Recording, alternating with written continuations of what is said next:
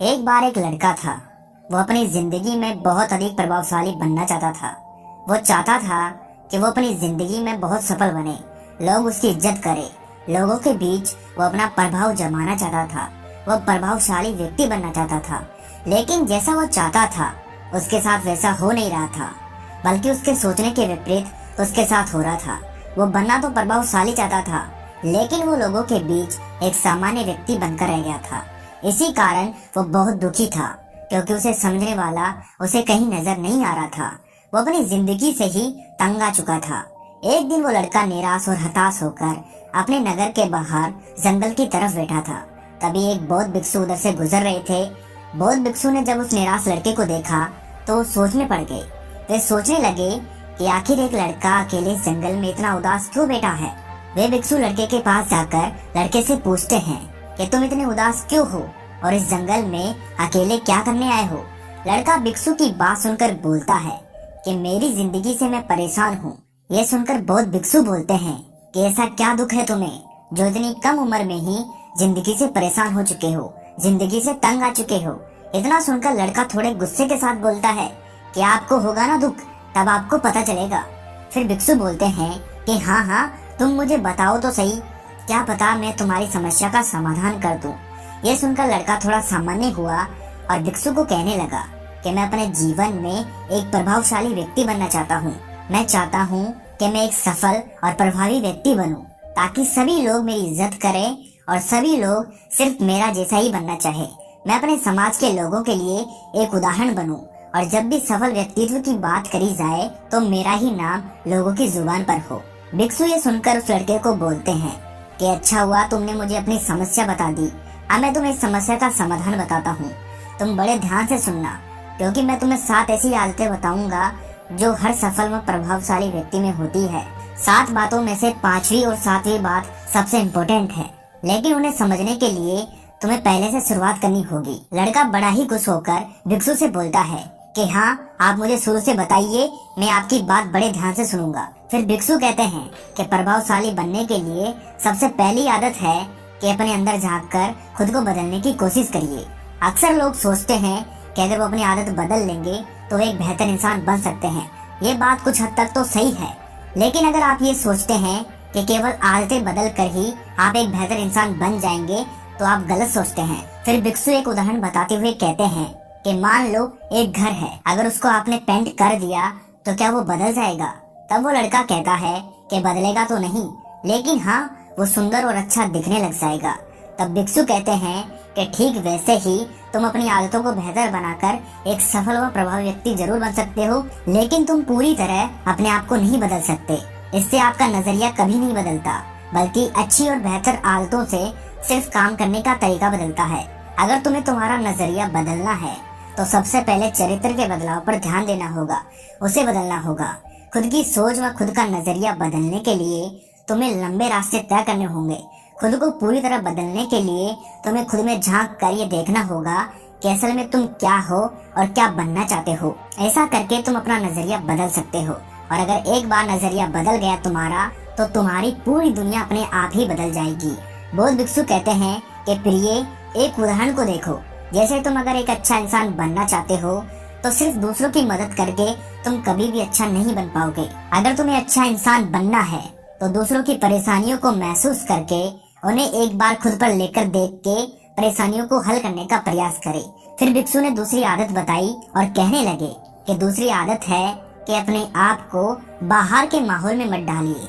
भिक्षु आगे बताते हैं कि अक्सर अधिकतर लोग अपनी किस्मत के ऊपर निर्भर रहते हैं। वे खुद के हिसाब से कुछ भी नहीं कर सकते। अगर उनके आसपास का माहौल अच्छा नहीं है तो वे काम को करने का सही माहौल और सही मूड का इंतजार करते रहते हैं। दूसरी तरफ कुछ लोग ऐसे होते हैं जो अपनी किस्मत का रास्ता खुद बनाते हैं।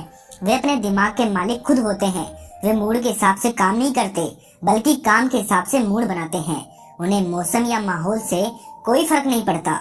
भिक्षु आगे उस लड़के से कहते हैं कि अगर तुम भी बड़ा आदमी बनना चाहते हो तो तुम्हें अपने दिमाग का मालिक बनना होगा। एक इंसान जानवर से इसलिए अलग होता है क्योंकि इंसान अपने दिमाग पर काबू पा सकता है और उसे माहौल के हिसाब से काम करवा सकता है। कामयाब लोगों पर मौसम और माहौल का कोई फर्क नहीं पड़ता।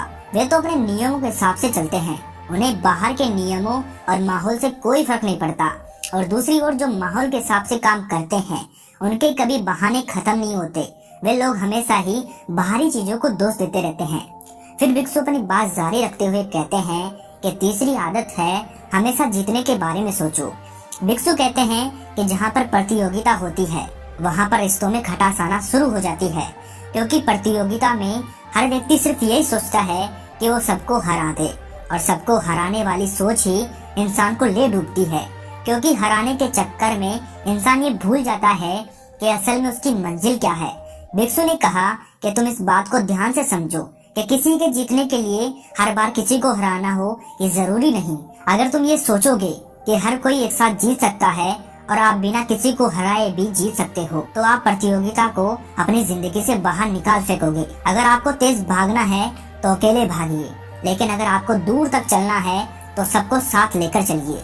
फिर भिक्षु ने आगे चौथी आदत बताते हुए कहा, किसी भी काम को करने से पहले उसके नतीजों के बारे में सोच लीजिए।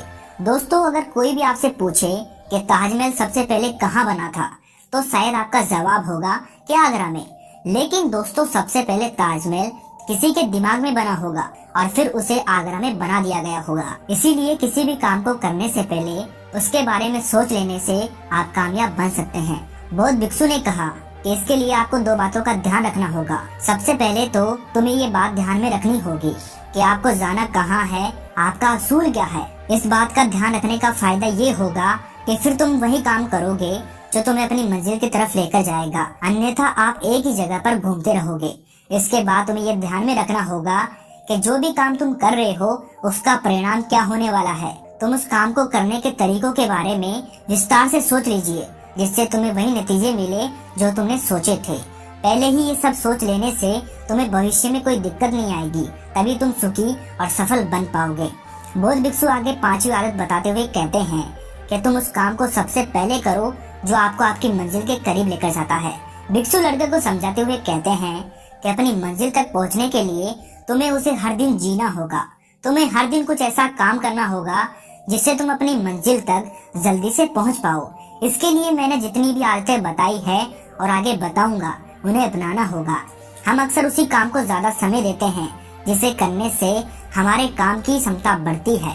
भिक्षु आगे कहते हैं कि अगर किसी काम को लगातार कई दिनों तक करते हैं तो एक दिन हम उस काम में माहिर हो जाते हैं और फिर उस काम को कम समय में हम बहुत अधिक अच्छा कर पाते हैं। लेकिन लोग अपने काम को बेहतर बनाने के बारे में तो नहीं सोचते, बल्कि उसके बेहतर परिणाम के बारे में सोचते रहते हैं। इसी कारण लोग बेहतर और खुशहाल जिंदगी नहीं जी पाते हैं। भिक्षु ने कहा, तुम्हें तुम्हारे जीवन में हमेशा अपने काम को बेहतर बनाने की कोशिश करनी होगी। इसके लिए तुम्हें उस काम को सबसे पहले करना होगा जो तुम्हें अपनी मंजिल के करीब लेकर जाता है। जो काम जरूरी है उसी को अपनी दिनचर्या में सबसे ऊपर रखिए। जो काम जरूरी नहीं है उन्हें बाद के लिए छोड़ दीजिए। भिक्षु ने कहा कि जरूरी काम वो नहीं होता जिन्हें करने की आपको जरूरत है। अगर तुम्हें कोई ऐसा काम भी करना पड़ रहा है जो लंबे समय तक तुम्हें कोई फायदा नहीं देगा, तो उस काम को करके अपना कीमती समय बर्बाद मत करो। तुम्हें बस अपनी मंजिल के लिए ही काम करना है। तुम्हें उसमें ही अपने आप को समर्पित करना है। इसके लिए तुम्हें हाँ और ना का खेल समझना होगा। तुम्हें लोगों को कब हाँ कहना है और कब ना करना है, क्योंकि कभी कभी लोग अपने काम में इतने उलझे होते हैं कि उन्हें थोड़ा भी वक्त नहीं मिलता खुद के लिए। लेकिन फिर भी ना नहीं कह पाने के कारण वे लोगों के काम के ठेके भी ले लेते हैं। इसमें इंसान पहले तो परेशान था ही, वो बिना बात के ठेके लेकर ज्यादा और परेशान हो जाता है। ये सब तभी होता है जब आप ना बोलना नहीं सीख पाते हैं।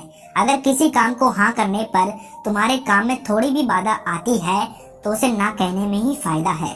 भिक्षु छठी आदत के बारे में बताते हुए कहते हैं कि दूसरे की कमी को समझकर एक साथ काम करने की कोशिश करें।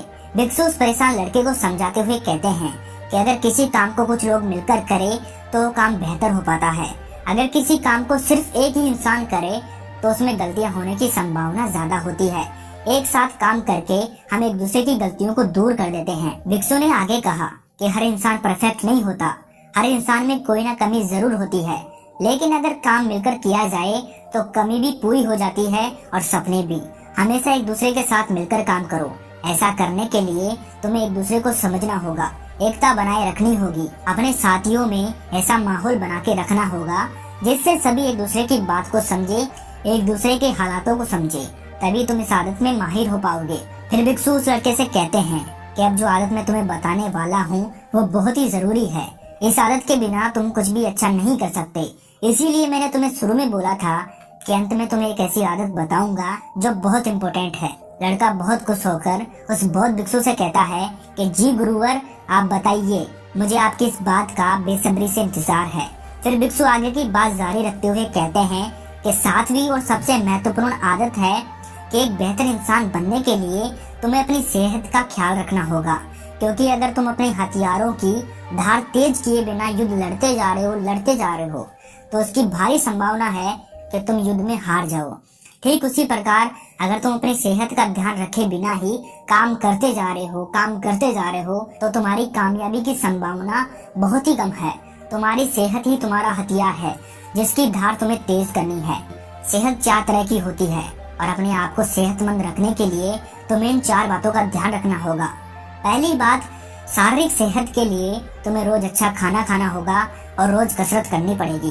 तनाव से बचकर रहना होगा, तभी तुम शारीरिक रूप से सेहतमंद रहोगे। अगर तुम्हें अपने तनाव को दूर करना है तो वीडियो की लिंक आई बटन में और डिस्क्रिप्शन में मिल जाएगी। उसमें आपको तनाव को दूर करने के तरीके मिल जाएंगे, जरूर जाकर देखें। दूसरी बात, मानसिक सेहत के लिए तुम्हें रोज कुछ लिखने और कुछ पढ़ने की आदत डालनी होगी, जिससे तुम व्यस्त रहोगे और फालतू के गंदे विचार आपके दिमाग में नहीं आएंगे। तीसरी बात, सामाजिक सेहत के लिए तुम्हें ज्यादा से ज्यादा अच्छे लोगों से संबंध बनाने होंगे। और चौथी और लास्ट बात, आध्यात्मिक सेहत के लिए तुम रोज साधना या पूजा करो। उसके अलावा तुम नैतिकता के बारे में सोचकर उसके हिसाब से काम करने की कोशिश करो। भिक्षु अपनी बात को खत्म करते हुए उस लड़के से कहते हैं कि अगर इन 7 आदतों को तुम अपना लो तो हमेशा खुश रहोगे और प्रभावशाली व्यक्ति बन जाओगे। इतना कहकर बौद्ध भिक्षु वहाँ से चले जाते हैं और लड़का भी बड़ा खुश होकर अपने घर की तरफ लौट जाता है।